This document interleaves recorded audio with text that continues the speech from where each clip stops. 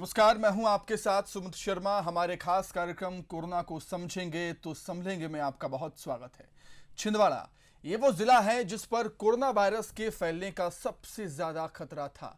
वजह यह है कि छिंदवाड़ा महाराष्ट्र की सीमा से लगा है और महाराष्ट्र में कोरोना ने किस तरह कहर बरपाया था ये किसी से छिपा नहीं है। इसलिए छिंदवाड़ा जिले पर कोरोना का साया मंडरा रहा था, लेकिन सरकार प्रशासन के साथ जनता ने सजगता दिखाते हुए न सिर्फ शहर के इलाकों में कोरोना को काबू में किया, बल्कि गांव तक कोरोना ना फैले इसके भी इंतजाम वहां पर किए गए। आज के कार्यक्रम में छिंदवाड़ा ने कैसे कोरोना से जंग जीती है इसको हम आपको बताएंगे, साथ ही कुछ अधिकारियों से भी बात करेंगे।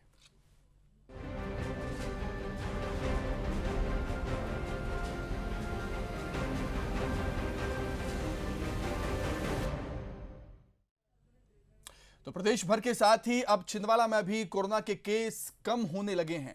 पॉजिटिविटी रेट भी लगातार गिर रहा है। जल्द ही छिंदवाड़ा भी कोरोना से मुक्त हो जाएगा, लेकिन छिंदवाड़ा के लिए कोरोना से लड़ाई इतनी आसान नहीं थी। आखिर क्यों, रिपोर्ट में देखिए आप। कोरोना की दूसरी लहर अब थमती दिख रही है। प्रदेश में कोरोना का ग्राफ लगातार कम हो रहा है, लेकिन कोरोना की दूसरी लहर को काबू करना इतना आसान नहीं था, खासकर छिंदवाड़ा जिले में। प्रदेश के दक्षिण दिशा में स्थित छिंदवाड़ा में कोरोना की दूसरी लहर ने कहर बरपाया। दरअसल छिंदवाड़ा जिला महाराष्ट्र की सीमाओं से जुड़ा है, इसलिए इन जिलों से आने वाले लोगों की वजह से यहाँ कोरोना के केस एकदम से बढ़े। हालांकि सरकार और प्रशासन की सक्रियता ने बढ़ते कोरोना मामलों को न सिर्फ कम किया, बल्कि वो सारी सुविधाएं भी जुटाई जिनकी जरूरत मरीजों को थी। आखिर कैसे छिंदवाड़ा में सफल रहा किल कोरोना मॉडल, अब इसको समझिए। कोरोना की दूसरी लहर में जिले में पॉजिटिविटी दर 25% तक पहुंच गई थी, यानी टेस्ट करवाने वाले हर 100 लोगों में से 25 कोरोना पॉजिटिव आ रहे थे। जिसके बाद सरकार और प्रशासन ने सख्ती बरती। महाराष्ट्र बॉर्डर को सील किया, शहर से लेकर गांव तक सख्ती से कोविड नियम का पालन करवाया, ऑक्सीजन इंजेक्शन और दवाइयों का बेहतर प्रबंधन किया। आला अधिकारियों ने 14 से 16 घंटे अस्पताल में ड्यूटी की। पोस्ट कोविड मरीजों के लिए अलग से वार्ड बनाया गया, जिसका नतीजा ये हुआ कि आज छिंदवाड़ा में पॉजिटिविटी रेट 0.7% पर आ गया है। जाहिर है कि महाराष्ट्र सीमा से सटे होने की वजह से छिंदवाड़ा में कोरोना को काबू कर पाना किसी बड़ी चुनौती से कम नहीं था, लेकिन यहाँ के लोगों ने न सिर्फ समझदारी दिखाई, बल्कि सरकार प्रशासन की अपील पर कोविड नियमों का पालन भी किया। और शायद यही वजह है कि अब छिंदवाड़ा कोरोना से मुक्त होने की कगार पर है। अमित द्विवेदी, बंसल न्यूज, छिंदवाड़ा। तो देखा आपने कैसे छिंदवाड़ा में किल कोरोना मॉडल सफल रहा। अब आपको हम बताते हैं कि कैसे इस मॉडल को अपने अंजाम तक पहुंचाने के लिए प्रशासन ने जी तोड़ मेहनत की। आखिर किस रणनीति के तहत कोरोना को काबू कर पाने में आला अधिकारी सफल रहे। तो चलिए छिंदवाड़ा के उन अधिकारियों से आपको हम मिलवाते हैं जिन्होंने पहली पंक्ति में खड़े होकर ना सिर्फ अपना फर्ज निभाया, बल्कि लोगों को इस महामारी के प्रति जागरूक भी किया। मार्च माह के एंडिंग में छिंदवाड़ा में कोरोना वायरस का स्प्रेड कम्युनिटी में हुआ। लगातार कोरोना का संक्रमण शहर से गांव में चला गया। कोरोना की पॉजिटिविटी रेट 25 से के आसपास हो गई। छिंदवाड़ा में एक पैनिक माहौल बन गया। कोरोना को कंट्रोल करने के लिए जिला प्रशासन ने कड़ी मेहनत करी। हमारे साथ इस समय जिला प्रशासन के आला अधिकारी मौजूद हैं। आइए हम परिचय करा दें। छिंदवाड़ा के कलेक्टर सौरभ कुमार सुमन हमारे साथ हैं, पुलिस अधीक्षक विवेक अग्रवाल हैं और जिला पंचायत के सीईओ गजेंद्र सिंह नागेश जी भी हैं। मैं कलेक्टर साहब से पहला प्रश्न करना चाहता हूं कि सेकेंड वेव छिंदवाड़ा में आई, जो कि अप्रत्याशित थी, लगातार पॉजिटिविटी रेट बढ़ रहा था। जिला प्रशासन ने किस तरह इसको नियंत्रित किया? हम लोगों ने लगभग फरवरी के उत्तरार्ध में ही ये अनुमान लगाना शुरू कर दिया था कि केसेस अभी तेज़ी से बढ़ने वाले हैं, और होली से पहले ही हम लोगों ने ज़िले में ये कवायद शुरू कर दी थी कि ज़िले में जहाँ जहाँ स्प्रेड की स्थिति है उसकी जानकारी हम निकाल लें। ज़िले को 2-3 वर्गों में हम लोगों ने बांटा। जहाँ संक्रमण था उसको रेड जोन माना, जहाँ पॉजिटिव उनके संक्रमण की संभावना वाले क्षेत्र थे, जिनको लक्षण थे, उनको ऑरेंज माना और शेष क्षेत्र को ग्रीन माना। तो प्रयास यही रहा प्रशासन की तरफ से कि क्षेत्रों को रेड में ही रोक लिया जाए, ऑरेंज को ऑरेंज में ही रोक लिया जाए, ग्रीन को सेक्लूडेड रखा जाए, संक्रमण का प्रसार ना होने दिया जाए। तो कोरोना कर्फ्यू की शुरुआत लगभग होली के समय से ही कर दी गई थी, बीच में थोड़ी बहुत ढील के साथ फिर लगातार उसको हम लोगों ने कोरोना कर्फ्यू लगाए रखा और स्प्रेड को रोकने का भरसक प्रयास किया। एसपी साहब हमारे साथ मौजूद हैं, विवेक अग्रवाल जी। छिंदवाड़ा जो है महाराष्ट्र से लगा हुआ है, बहुत बड़ी बॉर्डर छिंदवाड़ा और महाराष्ट्र के बीच में आती है। इसको ब्रेक करना एक बड़ी चुनौती थी, इसको कैसे निपटा आपने? जैसा कि आप ये बात एकदम सही है कि हम जो महाराष्ट्र की बॉर्डर पे बहुत बड़ा एरिया हम शेयर करते हैं बॉर्डर के रूप में, तो शुरुआत से ही हमारी पूरी टीम ने इस बात पे फोकस किया कि आखिर संक्रमण यदि हमारे यहाँ बढ़ेगा तो उसका मूल कारण क्या हो सकता है। तो महाराष्ट्र से जो आवागमन छिंदवाड़ा ज़िले की आम जनता के बीच और महाराष्ट्र के नागरिकों के बीच होता है, वो एक बड़ा कारण हमने चिन्हित किया था। और ये बात मार्च के एंड से ही लगातार बात आ रही थी कि नागपुर में और सीमावर्ती अन्य ज़िलों में महाराष्ट्र में संक्रमण की संख्या बहुत तेज़ी से बढ़ी है। तो पूरी टीम ने तय किया कि महाराष्ट्र और मध्य प्रदेश की जो हमारी सीमा है उसके लगभग 8 से 9 पॉइंट्स को चिन्हित करके उसको सघन चेकिंग पॉइंट्स में कन्वर्ट कर दिया हमने। सभी की हमने RT-PCR की रिपोर्ट्स देखना शुरू की और जब हमने बॉर्डर को कंट्रोल किया तो निश्चित रूप से हमें जो पहला इसमें एक संक्रमण के प्रसार को कम करने का माध्यम सामने आया और उससे कलेक्टर साहब के नेतृत्व में इसमें काफ़ी अच्छी सफलता भी ज़िले को प्राप्त हुई थी। हमारे साथ सीओ जिला पंचायत है नागेश जी। लॉकडाउन आया, लोगों के सामने रोजगार का संकट पैदा हुआ। 808 ग्राम पंचायतों का एक बड़ा जिला छिंदवाड़ा, रोजगार के लिए आप लोगों ने क्या प्रयास किया? बेसिकली छिंदवाड़ा ज़िले की अगर बात करें तो उसकी पहचान मेजरली रूरल एरियाज से ही है। लगभग 75% आबादी जो है हमारी ग्रामीण क्षेत्रों में रहती है। कोरोना में जो सबसे चुनौतीपूर्ण स्थिति थी, अगर कंपैरिजन करें फर्स्ट फेज़ की तुलना में करें, तो इस बार हमारे यहाँ ग्रामीण क्षेत्रों में भी पर्याप्त प्रसार था कोविड का। तो जैसा सर ने अभी बताया, हम लोगों ने बहुत प्रॉपर तरीके से इस बात की स्क्रीनिंग करी कि ग्रामीण क्षेत्रों में अफेक्टेड एरियाज़ क्या हैं और उन अफेक्टेड एरियाज़ में पॉजिटिव केसेस या संदिग्धों की पहचान करना और उनको प्रॉपर कंटेन करना, ये एक बड़ी चीज़ थी। और इसके बाद ही हम लोगों ने फिर प्लान कर लिया कि लोगों को किस तरीके से हम काम पर्याप्त तरीके से मुहैया कराएं।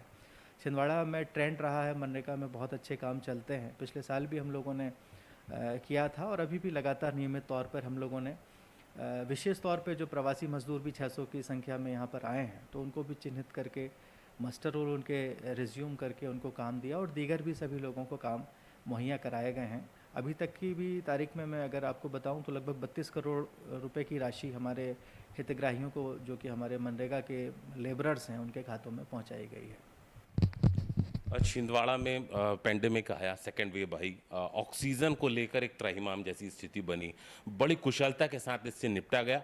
ऑक्सीजन सरप्लस छिंदवाड़ा हुआ, लगभग हम 12 जिलों को ऑक्सीजन हमने दिया। ये कैसे संभव हो पाया?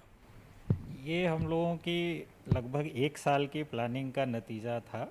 जब हम लोगों ने पहली वेव देखी थी, उससे पहले से ही यहाँ पे लिक्विड ऑक्सीजन के भंडारण की क्षमता हम लोगों ने बढ़ाना शुरू की थी।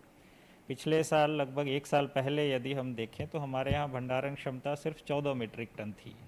इसको पिछले साल ही जून जुलाई के महीने में बढ़ाकर 33 मीट्रिक टन कर लिया गया था, ये सोचते हुए कि भविष्य में ऑक्सीजन बहुत क्रिटिकल फैक्टर बनेगा। सेकेंड वेव की जैसे ही आहट हुई, बोरगांव क्षेत्र में हम लोगों ने तत्काल वहाँ पे 33 मीट्रिक टन का एक प्लांट चालू करवाया, उसको इमरजेंसी अप्रूवल्स दिलाए गए और वहाँ से टैंकर का अनुबंध कराया गया, क्योंकि टैंकर भी बहुत क्रिटिकल पार्ट था। क्योंकि आप भंडारण तो कर सकते हैं लेकिन पहले उसके लिए आपको LMO मंगाना होता है, तो भिलाई से उसका अनुबंध कराया गया। टैंकर से लगातार यहाँ पे परिवहन होता रहा मेडिकल ऑक्सीजन का। इसके अलावा आइनॉक्स के माध्यम से परिवहन कराया गया। साथ ही ज़िले में एक पुराना ASU था जिसमें LMO की आवश्यकता नहीं होती है, उसको काफ़ी मेहनत करके 10-15 दिन के प्रयास के बाद पूरी टीम उसमें लगी थी प्रशासन की। इन लोगों ने पूरी मेहनत करके उसको चालू कराया। 6 मीट्रिक टन की उसकी क्षमता थी। तो लगभग मैं ये कह सकता हूँ कि हमारी जो डेली डिमांड थी वो 12-13 मीट्रिक टन की थी और हमारे पास सरप्लस हमेशा 60-70 मीट्रिक टन रहा करता था, जिससे हम अन्य ज़िलों की भी मांग पूरी कर पा रहे थे। और अपने ज़िले की क्षमता से इस पूरे रीजन को हम लोगों ने मध्य प्रदेश शासन के सहयोग से, कई विभागों ने उसमें सहयोग किया था, उनके सहयोग से हम लोगों ने क्षेत्र को स्टेबल कर लिया था। छिंदवाड़ा मॉडल की एक तरह से रोल मॉडल बन के उभरा कोरोना की इस लड़ाई में, इस जंग में। इसको कैसे देखते हैं? मतलब ये एक बड़ी बात थी, बड़ी चुनौती थी ये। क्योंकि जैसा हम सबों को पता है कि कोविड बहुत ही संक्रामक रोग है और संक्रमण जो है वो समुदाय में बहुत तेज़ी से फैलता है। बिना समुदाय के सहयोग के इसमें जीतना संभव नहीं था। हम लोगों ने ग्राम स्तर से, वार्ड स्तर से लेते हुए ज़िला स्तर तक और शासन स्तर की भी कई कड़ियाँ हमसे जुड़ी हुई थी। प्रभारी मंत्री जी थे, हमारे नोडल अधिकारी थे ACS रैंक के, उन सबों के सहयोग से एक पूरी चेन गांव स्तर से लेके शासन स्तर की बनी। सबसे महत्वपूर्ण भूमिका इसमें ग्राम पंचायत और ग्राम स्तरीय निगरानी दल, क्राइसिस मैनेजमेंट के दल ने निभाया। मॉडल यही था कि ज़िले से लेके ग्राम तक जितने दल बने हुए हैं उनको प्रॉपर ट्रेन किया जाए, उनको पूरा जागरूक किया जाए और उनकी सहभागिता ली गई कि उनको ऐसा नहीं कि सिर्फ बैठकों तक सीमित रखा गया। सभी की जिम्मेदारी के हिसाब से उन्होंने अपने अपने काम बांटे। हर गांव में ड्रॉप गेट के आधार पे लोगों ने गांव को चिन्हित किया कि कौन सा रेड जोन है, कौन ऑरेंज है, कौन ग्रीन है, और उस आधार पे वहाँ स्लोगन आदि भी लिखाए गए जिससे जन जागरूकता फैली। तो मुख्य रूप से यदि छिंदवाड़ा मॉडल में एक सबसे महत्वपूर्ण बात मैं बताऊं तो यही था, ग्राम स्तरीय निगरानी दल से लेके जिला स्तरीय क्राइसिस मैनेजमेंट दल के बीच का समन्वय और उनकी सक्रियता। पूरे कोरोना के इस पेंडेमिक में पुलिस ने बेहतर रोल प्ले किया है लोगों को घर पे अंदर रखने में, और एक मानवीय दृष्टिकोण के साथ आपने काम किया। इस बारे में बताएं, बड़ी चुनौती होती है पुलिस के लिए इस तरह से काम करना। इसके दो पहलू हैं बेसिकली। पहली बात तो ये थी कि हमें उस संक्रमण के दौर में, जबकि हर व्यक्ति इससे हतप्रभ था, तो पुलिस के जवानों को चौराहों पर खड़े रखना, उनसे लगातार 12-12 घंटे या उससे ज़्यादा ड्यूटी लेना और उन्हें इस बात के लिए हमेशा प्रोत्साहित बना कर रखना कि संक्रमण से बचाव स्वयं का भी करना है और आम जनता के प्रति जो जिम्मेदारी है उसका निर्वहन भी करना है। तो पुलिस फोर्स को मोटिवेट रखते हुए हमने यह सुनिश्चित किया कि पुलिस बाधक के रूप में नहीं बल्कि साधक के रूप में काम करेगी। पुलिस सुविधा प्रदाता के रूप में काम करेगी, फैसिलिटेट करेगी आम जनता को, उनकी क्राइसिस से लड़ने की क्षमता जो है, जो उनकी एक आशंकाएं हैं, उसको दूर करने में सहयोगी की भूमिका में रहेगी। तो बीते लगभग 2 माह के इस पूरे अवधि में पुलिस ने पूरी जिम्मेदारी के साथ आम जनता को मदद करते हुए उनकी समस्याओं को, उनकी एग्जिजेंसीज़ को, उनकी इमरजेंसीज़ को समझा है, मानवीय दृष्टिकोण से उनकी मदद करने के भाव से फील्ड पे ड्यूटी की है। तो कोरोना कर्फ्यू जो मुख्य एक इसका आधार रहा है उसको अच्छे से इम्प्लीमेंट किया गया और आम जनता ने भी इसमें भरपूर सहयोग दिया है। मैं छिंदवाड़ा के सभी आम नागरिकों का आपके माध्यम से इस अवसर पर धन्यवाद भी देना चाहूँगा कि उन्होंने अपने स्वयं के, अपने परिवारों के, अपने परिचितों के और पूरे समाज की संक्रमण से बचाव में बहुत अच्छी भूमिका का निर्वहन किया है। सीओ साहब, रोजगार तो आपने उपलब्ध ग्रामीण क्षेत्रों में कराया, पलायन करने वाले मजदूरों को आपने लाकर गांव में ही उनकी स्क्रीनिंग वगैरह कराई, सब कुछ किया। आपदा की घड़ी में आपने अवसर में इसको बदला है। कुछ बावलियां जो है, प्राचीन बावलियां, चाहे वो देवगढ़ की हो या हरियागढ़ की हो, इनको आपने पुनर्जीवित किया। ये एक बड़ा काम निकल के सामने आया। एक्चुअली अगर इसकी बात करें तो ये विरासत हमारे साथ है और ये छिंदवाड़ा की पहचान में 4 चांद लगाने वाली बात है। और अगर कोई अपने कैरियर में, खासकर अगर आरडी की बात करें, कोई ऐसा काम कर पाता है तो सौभाग्य की ही बात है।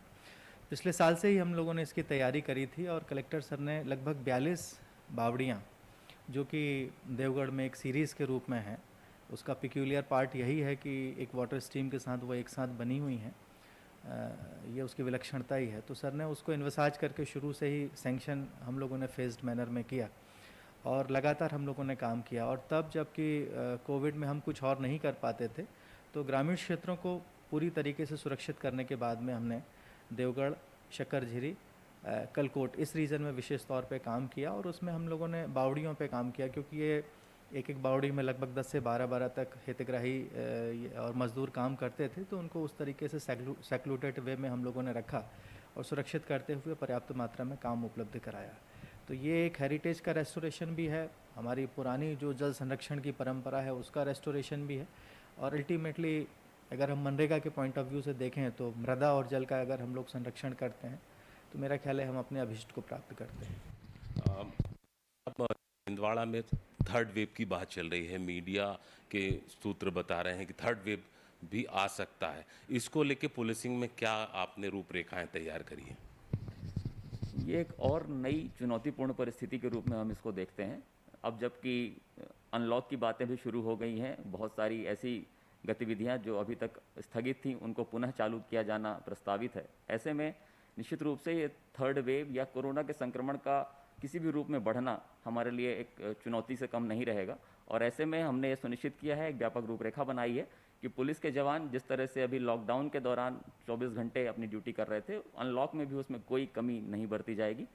विशेष रूप से महाराष्ट्र की जो हमारी सीमा है उसको भी हम अभी उसमें कोई ढील नहीं छोड़ेंगे और जो स्थानीय नागरिक हैं उनकी भी स्क्रीनिंग करके ही हम अपने ज़िले में प्रवेश देंगे और जो लोग दीगर राज्यों के निवासी हैं उनकी RT-PCR की नेगेटिव रिपोर्ट के साथ ही हम उनको अपने ज़िले की सीमा में प्रवेश करने देंगे। स्क्रीनिंग लगातार चलती रहेगी और चौक चौराहों पर हम जागरूकता के अभियान लगातार चलाते रहेंगे। हम कम्युनिटी को एंगेज करेंगे ताकि वो लगातार मास्क लगाएं, डिस्टेंसिंग बना के रखें। वैक्सीनेशन सभी को अनिवार्यतः पूरा हो जाए, इस दिशा में भी पूरा जिला प्रशासन लगातार अपने कर्तव्य निर्वहन कर रहा है। तो इस प्रकार से हम को लेकर चुनौतियां उसके लड़ने के लिए पूरी तरह से तैयार हैं। व्यापक स्तर पे वैक्सीनेशन का कार्य भी होने जा रहा है, होने वाला है। इसके साथ ही थर्ड वेव में जो निकल के चीज़ें आ रही हैं, पोस्ट कोविड को लेके आपने एक वार्ड तैयार किया हुआ है। ब्लैक फंगस एक नई चुनौती हमारे सामने आ गई, इन सब चीज़ों के बारे में आप थोड़ा सा बताएं।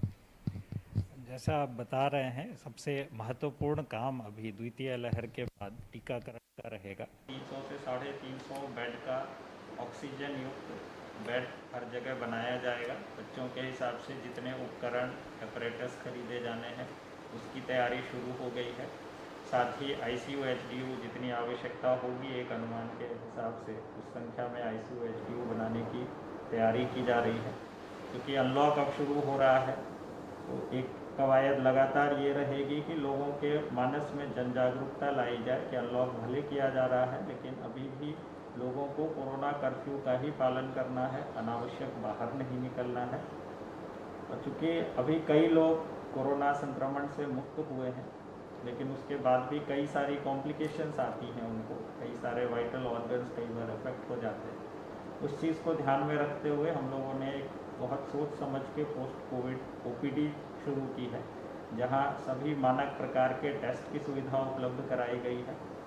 डॉक्टर की सुविधा है कि वो टेस्ट का रिजल्ट देख के आवश्यकता अनुसार आपको मेडिसिन लिख के बता दें। यदि किन्हीं को थोड़ी मानसिक त्रास महसूस हो रहा है तो उनके लिए साइकोलॉजिस्ट की वहाँ व्यवस्था है।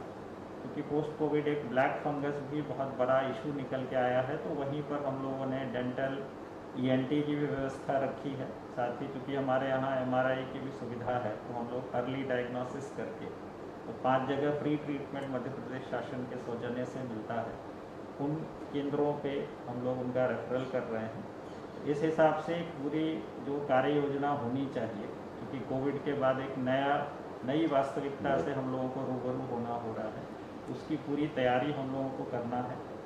और माननीय मुख्यमंत्री जी के नेतृत्व में पूरी छिंदवाड़ा की टीम लगातार हर पहलू पे काम कर रही है, चाहे कोरोना कर्फ्यू की बात हो, बाद में अनलॉक की बात हो, पोस्ट कोविड सिनेरियो की बात हो। पूरा समुदाय एकजुट है। मुख्यमंत्री जी के आह्वान पे समस्त जनप्रतिनिधियों का, समाज सेवियों का पूरा सहयोग मिला है। जन समुदाय से भी मेरी अपील रहेगी कि लगातार अपने आप को बचाते हुए अपने कार्य भी हमको करने हैं, अपना व्यवसाय भी चलाना है, लेकिन जो ये मास्क है जिससे आपको अपना मुंह नाक दोनों ढक के रखना है, ये सबसे महत्वपूर्ण है। सोशल डिस्टेंसिंग बहुत महत्वपूर्ण है। इन सभी चीज़ों का पालन करते हुए हमको 100% टीकाकरण की ओर बढ़ना है, तभी कोरोना की सच्ची विजय हम लोग प्राप्त करेंगे। आज छिंदवाड़ा में रेमडेसिविर इंजेक्शन की कालाबाजारी को लेकर भी बड़ी कार्रवाई हुई है। जमाखोरी करने वालों के खिलाफ कार्रवाई की है, कुछ एम्बुलेंस माफिया के खिलाफ आप लोगों ने कार्रवाई की है। ये कार्रवाई कितनी कारगर रही? चालानी कार्रवाई आपने की बड़ी संख्या। लॉ एनफोर्समेंट जो पुलिस का मूल कार्य है उस पर हमने सतत निगरानी बनाए रखी थी। जैसा कि आपने बताया, रेमडेसिविर इंजेक्शन हो या जीवन रक्षक अन्य औषधियाँ जिनकी बीच में काफ़ी डिमांड बढ़ गई थी और उसको लेकर कालाबाजारी और इस तरह के गतिविधियों की सूचनाएं मिली थी। पुलिस ने इसमें छिंदवाड़ा में पूरी सख्ती के साथ कार्रवाई की है। 3 प्रकरणों में कई आरोपियों को हमने गिरफ्तार किया था। उनके विरुद्ध राष्ट्रीय सुरक्षा अधिनियम के अंतर्गत जेल भेजने की कार्रवाई भी की गई है और इसके अतिरिक्त भी जो एनफोर्समेंट के क्रम में मास्क न लगाने वाले व्यक्तियों के विरुद्ध लगभग ऐसे 24,000 से अधिक लोगों को हमने जुर्माना वसूल किया। लगभग 350 से अधिक धारा 144 के उल्लंघन के प्रकरण पंजीबद्ध किए गए। बहुत सी संख्या में हमने 2 पहिया 4 पहिया वाहनों को भी जब्त किया जो लोग अनावश्यक घूमते हुए शहर में और पूरे जिले में पाए गए थे। तो कानून का पालन कराना एक बहुत आवश्यक पहलू होता है, क्योंकि इसी समाज में कुछ ऐसे लोग भी होते हैं जो अनावश्यक घूमने के कारण संक्रमण का प्रसार करने के माध्यम बन जाते हैं। तो हम इस आपके माध्यम से अपील भी करते हैं कि लोग अभी अपने आप को आत्मनियंत्रण की स्थिति में आत्म अनुशासन के माध्यम से यदि आवश्यक नहीं है तो घरों से बाहर ना निकलें और हर संभव प्रयास करें कि संक्रमण को अभी पूरी तरह से थम जाने दें। और बच्चों को, बुजुर्गों को, विशेष रूप से जो वल्नरेबल एज ग्रुप के लोग होते हैं, गर्भवती महिलाएं, उनको अभी और सतर्क रहने की आवश्यकता रहती है। तो लापरवाही न बरतें और हर प्रकार से सहयोग करें। हम अब अनलॉक की तरफ बढ़ रहे हैं, तो अब कितनी बड़ी चुनौती, क्योंकि अभी तक लॉकडाउन है, लगभग 2 महीने के लॉकडाउन को हम बिता के अनलॉक की तरफ जा रहे हैं। अनलॉक में अमूमन बाजारों में भीड़ भाड़ होती है, लोग खरीदी करने जाते हैं, तो एक बड़ा ही टेंस माहौल इस मामले में आ जाता है। तो इसको लेकर जिला प्रशासन क्या कार्य योजना बना रहा है और आम आदमी के लिए आपके संदेश? हम लोग जो अनलॉक की प्रक्रिया में अभी जाएंगे उसको बड़े ही वैज्ञानिक तरीके से करने का प्रयास किया जा रहा है। पहले चीज़ें वही खोली जाएंगी जिससे अनावश्यक भीड़ भाड़ ना हो, फिर भी लोग आएंगे, सड़कों पे आएंगे। जैसा एसपी साहब ने बताया, पुलिस के पूरे जवान, जो रेवेन्यू डिपार्टमेंट का मजिस्ट्रियल स्टाफ है, वो सभी लोग पूरी सख्ती के साथ चीज़ों को निपटेंगे।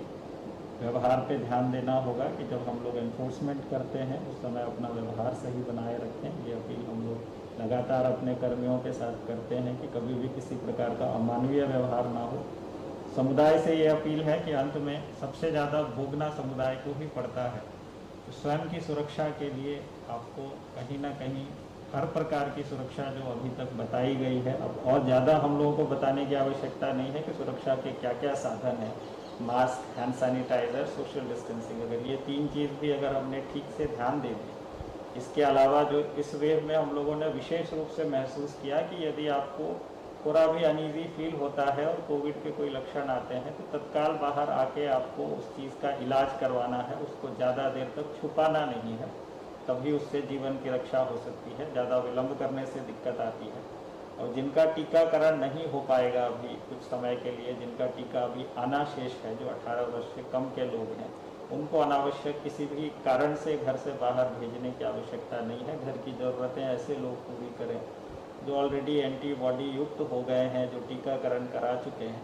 इस तरह की कुछ नई वास्तविकताओं के साथ हमको जीना पड़ेगा। तो समुदाय से मेरी पूरी अपील है कि हम लोगों को मिलकर ही अपने ज़िले को सुरक्षित रखना है और बिना उनके सहयोग के अकेले शासन प्रशासन कुछ नहीं कर सकता। ये थे जिले के 3 प्रमुख आला अधिकारी, युवा अधिकारी जो से लबरेज थे, लगातार कोरोना के संक्रमण में काम करते रहे। जिला अस्पताल में 14 से 16 घंटे की सेवाएं इन्होंने दी। ऑक्सीजन के मामले में छिंदवाड़ा सरप्लस हुआ। लगातार कोरोना संक्रमण की चेन को ब्रेक करने में जिला प्रशासन सफल हुआ। अमित द्विवेदी, बंसल न्यूज, छिंदवाड़ा। तो देखा और सुना आपने किस तरीके से छिंदवाड़ा में अधिकारियों ने अपना योगदान दिया है और जनता के योगदान को भी इससे भूला नहीं जाएगा इसमें। तो हमारे खास कार्यक्रम में फिलहाल इतना ही। खबरें लगातार जारी हैं, आप देखते रहिए बंसल न्यूज। नमस्कार।